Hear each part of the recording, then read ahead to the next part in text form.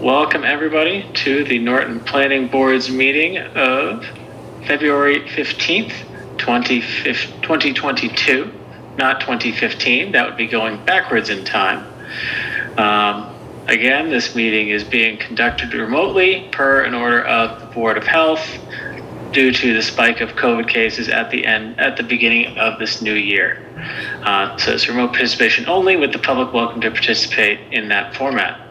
There is a Zoom meeting link available on the meeting agenda. If you choose to use the Zoom app, you can also use meeting ID 638-929-1060. There's also a dial-in number available. You can also view the meeting on Norton Cable Access. In addition, feel free to email questions for the board ahead of the meeting or even during the meeting to Paul DiGiuseppe, the town planner, whose email address is listed on the agenda for this meeting.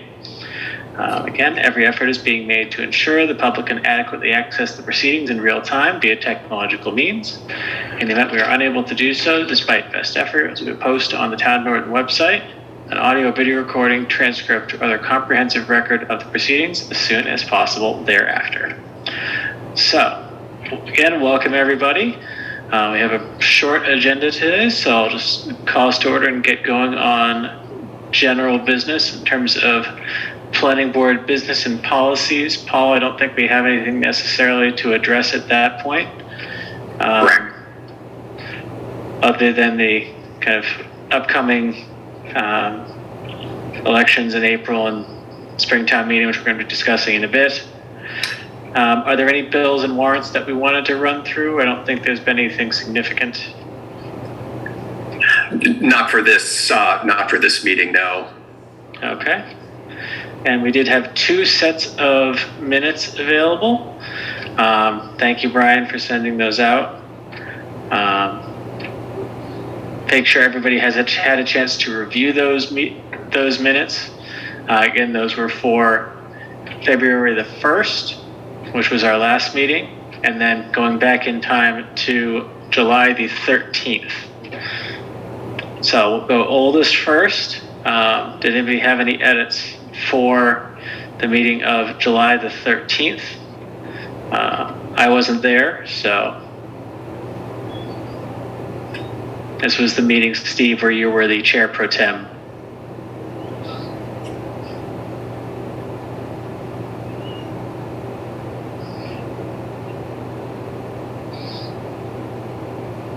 Okay, if nobody has any edits to forward for those minutes. I make a motion to approve the minutes of July 13th, 2021. Second. Okay, thank you, Wayne, for the motion and Alan for the second. Is there any further discussion? Hearing none, I will start with Wayne. Always me first, huh? Yes. You're top left on my Zoom screen, so it keeps me organized. Steve? Yes. Julie? I'll abstain since I wasn't there. Alan? Yes. Kevin? Yes. And I will abstain as well. So it's 4-0-2 on that one. And then we have the meeting minutes of February the 1st. I know I had sent one minor edit to Brian just as a typo correction, but is there anything else that, Steve? Yeah, it has me as there and not there. So I was at that meeting, so. Okay.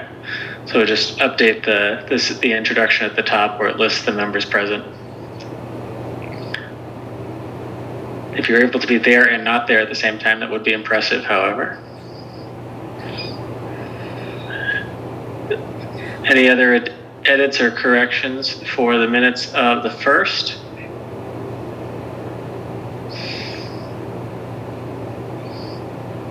I move to approve the minutes of February 1st, 2022. I'll second. Okay. Thank you, Wayne, for the motion and Steve for the second. Is there any further discussion? Okay. Hearing none. Wayne, I'll go to you again. Yes. Steve? Yes. Julie? Yes. Alan? Yes. Kevin? Yes. And I will vote yes. So minutes of the 1st have been approved. That takes care of planning board business and policies. The discussion item on our agenda, which I think, Paul, you're ready to give a very brief summary of, is a proposed change to the zoning bylaw Article 19 for a Springtown meeting. Yes, and just like 2 weeks ago, when you all voted to recommend some of the zoning bylaw articles for the Springtown meeting, I'd like to present this one to you and certainly request that you all take a vote on whether this should be presented at town meeting. And this is a proposal to make an amendment to Article 19, which is our affordable housing bylaw, which some of you members will remember the Wading River Estate special permit you issued about 2 years ago. It's that bylaw that you issued the special permit for. And the thing that we're focusing on with this particular change, I'm going to share my screen here. So just a small change, but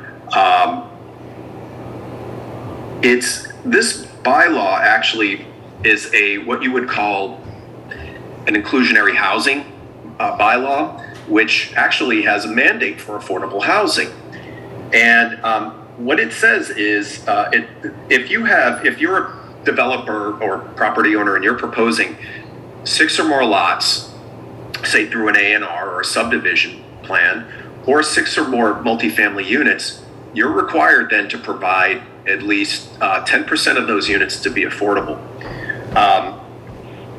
And so when this article was passed back in 2003, the town was at 3% of its subsidized housing inventory, which was well below the 10% that the state mandates. Last year, largely thanks to 2 40B projects that were approved by the Zoning Board of Appeals, we're now at 11%. I just want to point, so you can see in this on the screen, Part A is the portion regarding 6 or more lots, and B is 6 or more multifamily units. Because we're over 10%, I was working with Nick Iafredi, our building commissioner.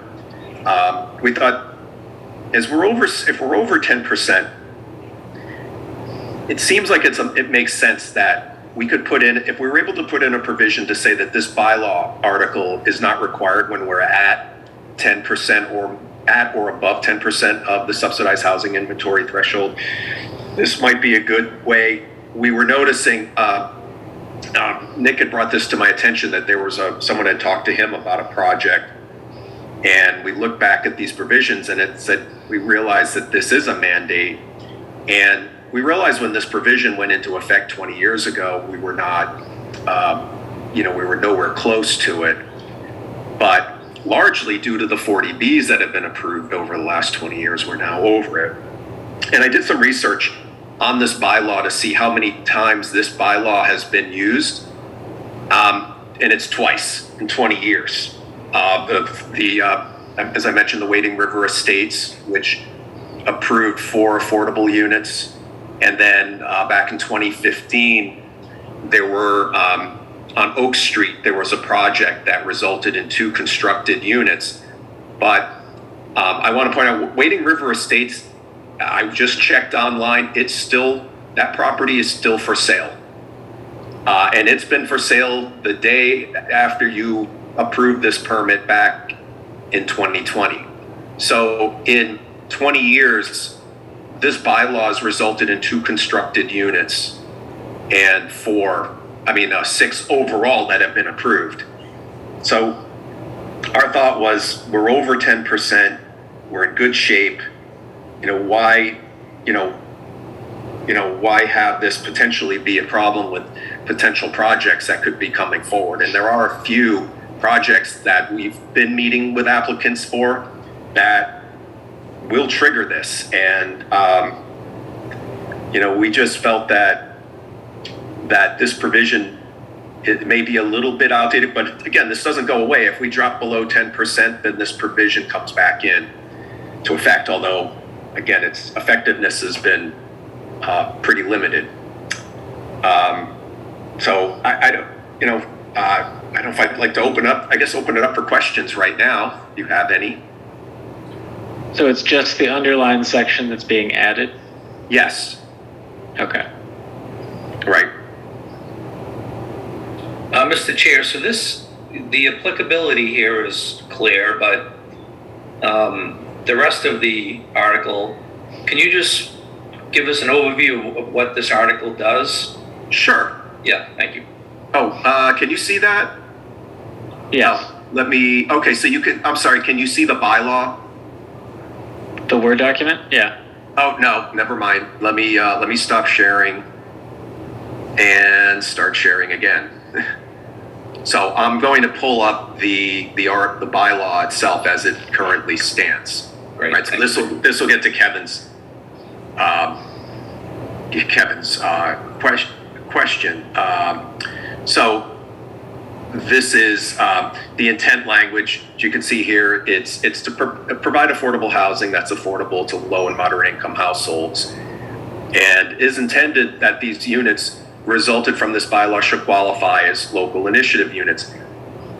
So, for example, when you all approved Wading River Estates, we were ready to submit that information to the state to count it toward our 40B count, or the subsidized housing inventory. However, in this particular case, since they haven't moved forward yet with anything, they haven't counted yet. But what would happen, like with Oak Street, those were counted because they went forward. We've signed, the town signed a regulatory agreement with them, so they were counted toward the subsidized housing inventory. And here we start to set some of the thresholds of what can be met for an affordable housing unit, and then a qualified purchaser. So essentially that their income, the household income, cannot exceed 80% of the median family income as established by the state. And then here's the applicability. This does say then, as a requirement, that you shall issue, or the planning board shall, as a condition of A and B above, require that a special permit comply with this obligation to provide affordable housing. And then this goes into the provision of affordable housing units.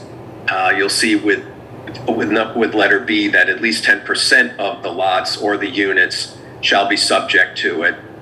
And it goes on to say that there's a number of ways that affordable housing can be provided. It can be provided constructed on site. They could rehab an existing property. They could pay what they call a fee in lieu, which is that they wouldn't build the projects, but the units, but they would contribute based on a formula. They would contribute money to the town, which it would put in an affordable housing trust fund. And then here are some of the standards, the citing. For example, it says you can't cluster all your affordable units in one place. There are design standards, which are important, that the affordable units should not look materially different than the market rate units. And then here under letter C, you can see the timing of construction, so that they don't want it so that you wait until the end to build all of your affordable housing. So at certain thresholds, you have to put at least 10% and then 30%, and you can see here. And then there are other things that are kind of standard with the 40Bs, such as, does the town want to take advantage of a local preference, which means that Norton residents would have the first crack at renting or purchasing any of the affordable units.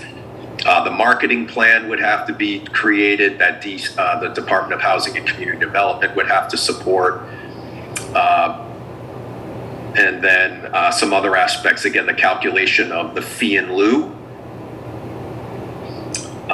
gets into price points, And then finally, the restrictions on or the preservation of the affordable units.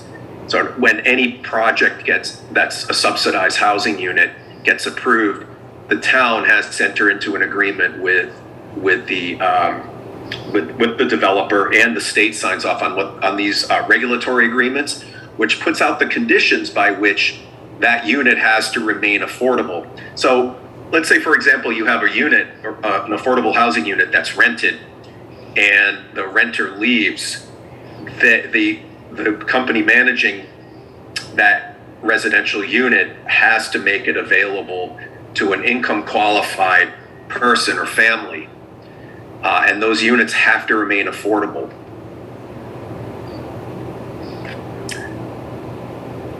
And then this gives the board the opportunity to increase the density to provide for affordable housing. So does anyone have any questions on that?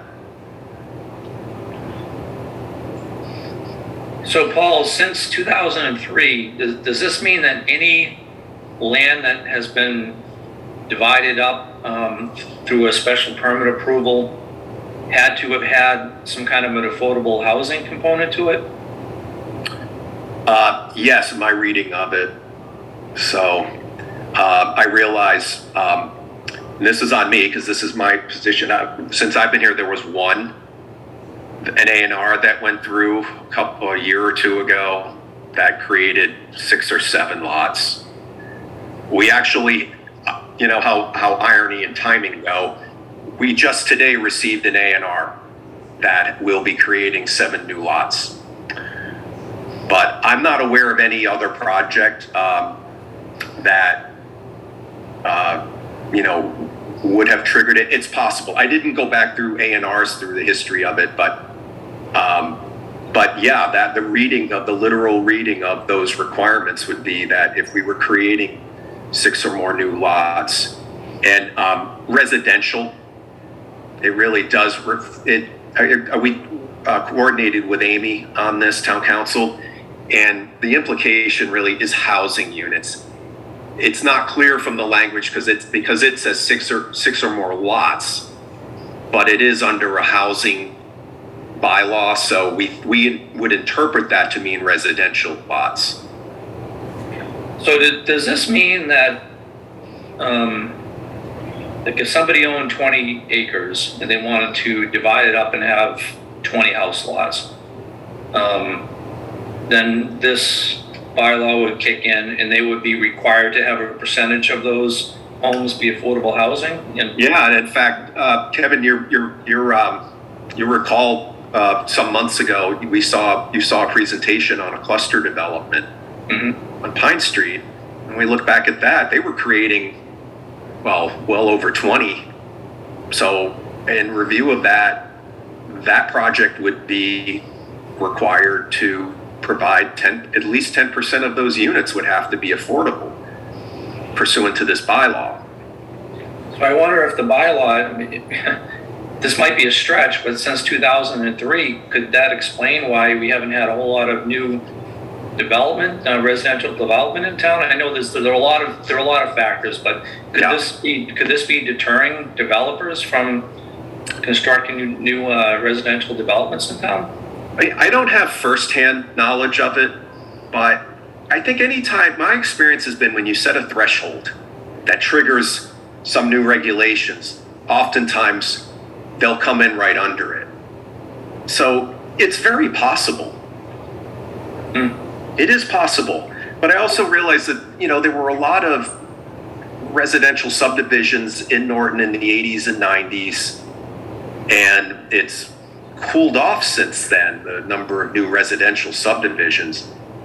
But it is very possible that people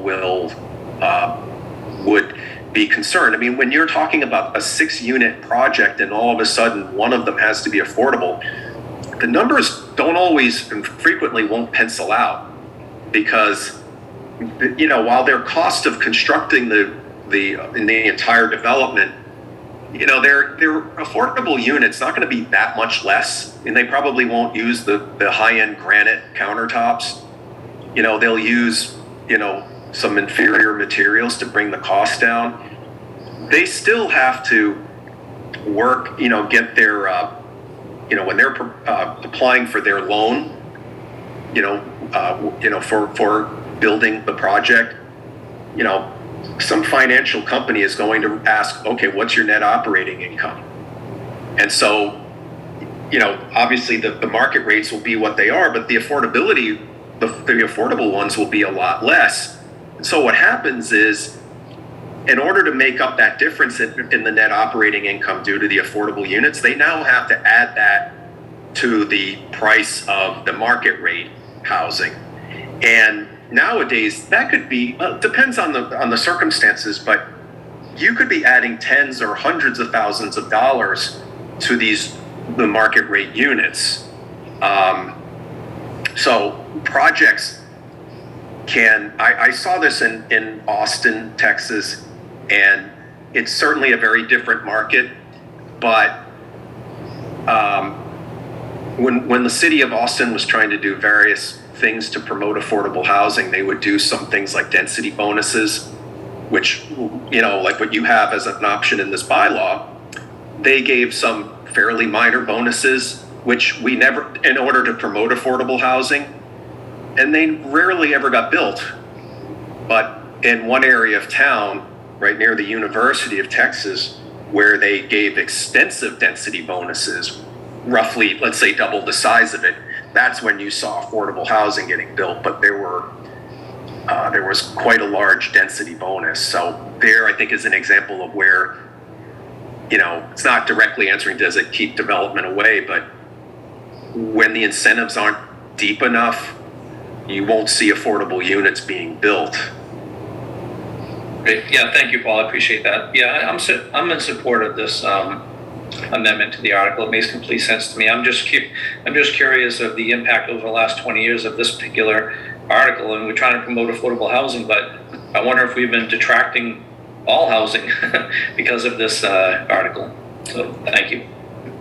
To add to what Paul said, I don't know any specific companies that have decided not to develop in Norton because of this, but I mean, I'm in the industry, and smaller buildings, 6 to 10 units, will certainly get deterred by something like that. That's just what I've seen, not necessarily here in Norton, but all over the state. The other thing too is affordable housing developers have a very different finance process they have to go through versus market rate. And I do know this, let's say residential home builders, they don't go through a process that an affordable housing developer will go through. The numbers are just very different. The financial institutions are different, and this mixes them. So, just as an example of that, the 40B that was just approved next to the McDonald's at 195 Mansfield, that company builds affordable housing. And they're going forward, actually, where the select board this week hopefully will be signing the regulatory agreement, but they're moving forward on that project. But they have a portfolio of projects in a number of states, and that's what they do, is affordable housing or these mixed income developments where it's a combination of market rate and affordable. But that's very rare. The larger the development, the easier it is to roll those costs into the other unit costs. So, like I said, a 10 unit development is going to create a higher cost, so developers stay away from it, usually, from what I've seen.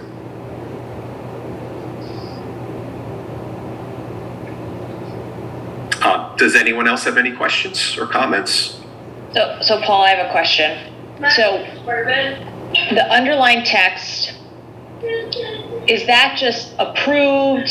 It's not constructed, right? Because technically, if right now we meet 11% because we've approved that many units, right. Well, yes. Do we need to add some type of qualification note or something? Is it? Well, it's the 40B subsidized housing inventory threshold is the state threshold, right? Yes. So Okay. that's the state threshold So they set the guidelines. And that just has to be planned. It doesn't actually have to be constructed or approved, I Right. guess I should say, right? It's not Yeah. necessarily like, so I'm just trying to make sure that we know so let's say hypothetically, one of these 40B projects that were recently approved doesn't happen, doesn't materialize, Yeah. you know, for whatever reason, then this is going to kick right back in because now we're at 8% or whatever. Right. We didn't want to eliminate this. I mean, we felt that was too big of a, I think this is worth revisiting again, but I think it's also important that the master plan laid out a pathway to looking at housing production, including affordable housing. And I think that would just be the right path to take before we go back and if this needs to be modified further. But so as soon as a 40B, the comprehensive permit is signed and then stamped by the clerk, we immediately send this off to people at the Department of Housing and Community Development. And they literally within an hour or two after receiving the stamped comprehensive permit, they updated our housing inventory. Okay. And they have been, these properties are usually on their list in perpetuity because we do have projects that were approved and never built that are still on the list. So, Okay. there's certainly, you know, they have their process, we follow it. Yep. Yeah. I certainly, you know, and oftentimes I get calls from people saying, okay, oh, you're at 10%, I guess you're not going to accept it. And my response is, you know, the ZBA has always been, you know, since I've worked with them, has been very pragmatic. If it's a good project, bring it forward. I didn't hear with the two projects they approved last year that there was a threshold that they, you know, that they weren't going to be approving it anymore. Those two projects were, you know, good projects in the right location, right on a main street with sewer and water. But the good thing about being above 10% is for those developers who sometimes want to use this as a blunt force object, or 40B as a blunt force object. And because if you're below the 10% threshold, you know, the threshold for denying a 40B is really, really high. But this gives the town leverage to work with the developer to, you know, give us a good project. And, you know, so, but the great majority of our, you know, the subsidized housing inventory came through the 40B route.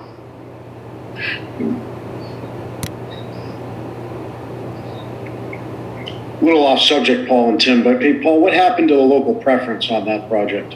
I know there was a lot of going back and forth, and did they finally end up going with local preference? The ZBA did, so I'm still working on getting all the documentation for it. So, yeah, but I guess it was after you switched over. It was right after, yeah.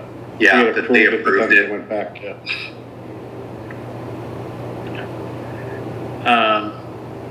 Do you have any questions? Paul, I wanted to ask your thoughts on one minor edit I might suggest. And Sure. whether that's a good idea or not is up for debate. The addition says that the article shall not be required when the town is at. I almost want to change that to is not required. Shall not means like we can't look at this at all, basically. Is not meaning isn't meaning means it's not a mandate for us. But if there is a project where we wanted to try and get some affordable housing incorporated in the project, it's something where it leaves a little bit of ambiguity. Or if we want to have zero ambiguity, that's fine too. You mentioned leverage, so it came into my mind in that respect. Well, we always want to make sure that our language is clear. So anybody can look at it and go, it's black or white. I don't see an issue with is not required.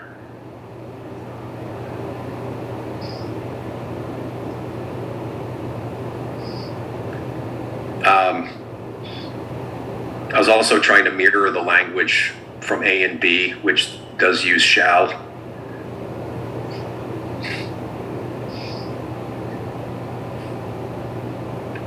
I'm not necessarily terribly invested in one wording or another, but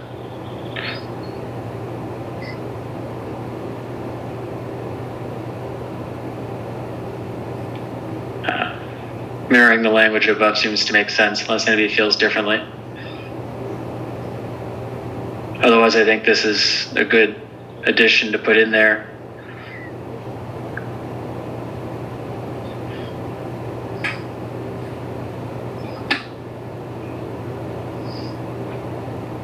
Chair, motion to approve the, I'll say underlined text as written for 175-19.3 to be presented at town meeting. Second. Thank you, Julie, for the motion and Wayne for the second. Is there any further discussion on the motion?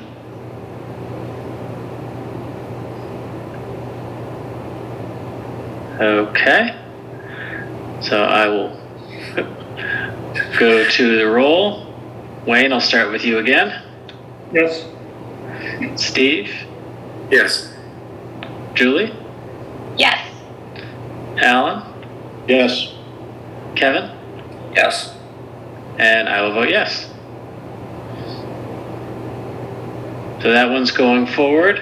And Paul, just to review, what articles do we have going to Springtown Meeting now? So in addition to this, we have the change to the use table to add some of the uses, and then the dimension table 6.2 that clarified or revised the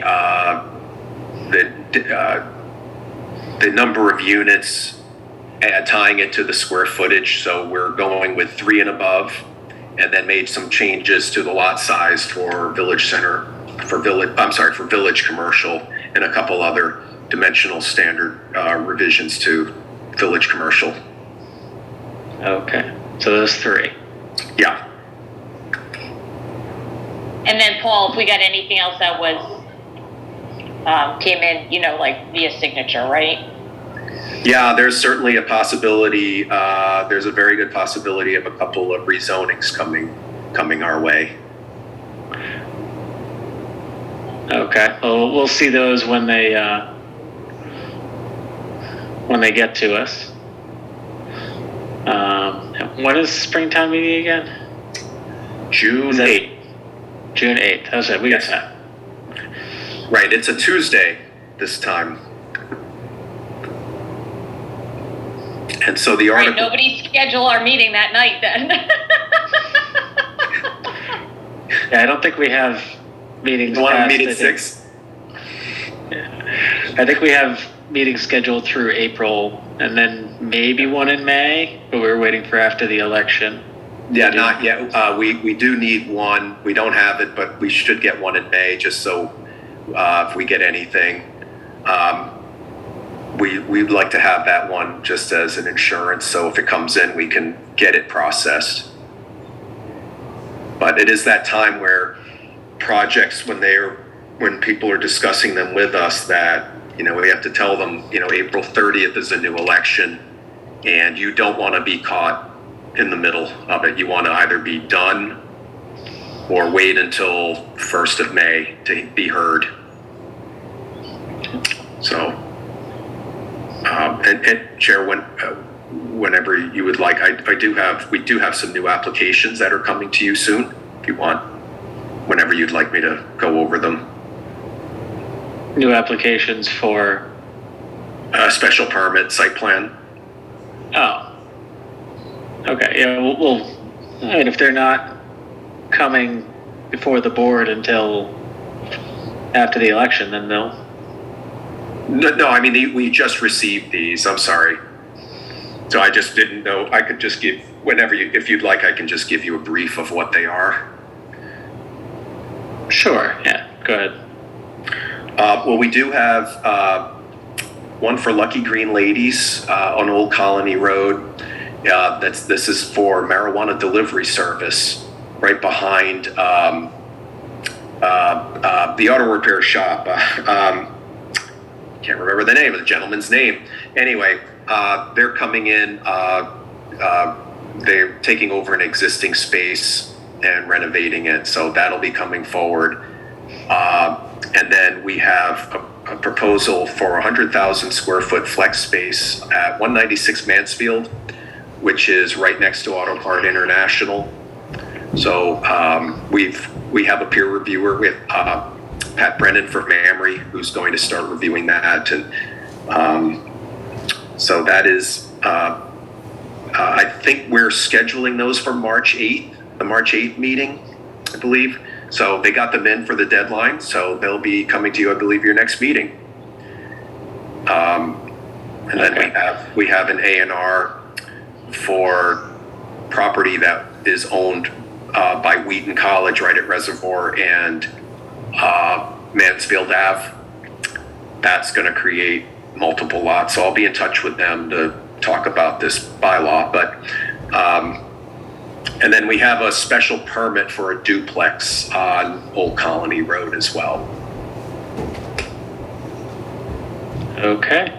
So staff has been meeting on the with Lucky Green Ladies, and then with the applicant for 196 Mansfield. So we've met with them, gave some feedback. So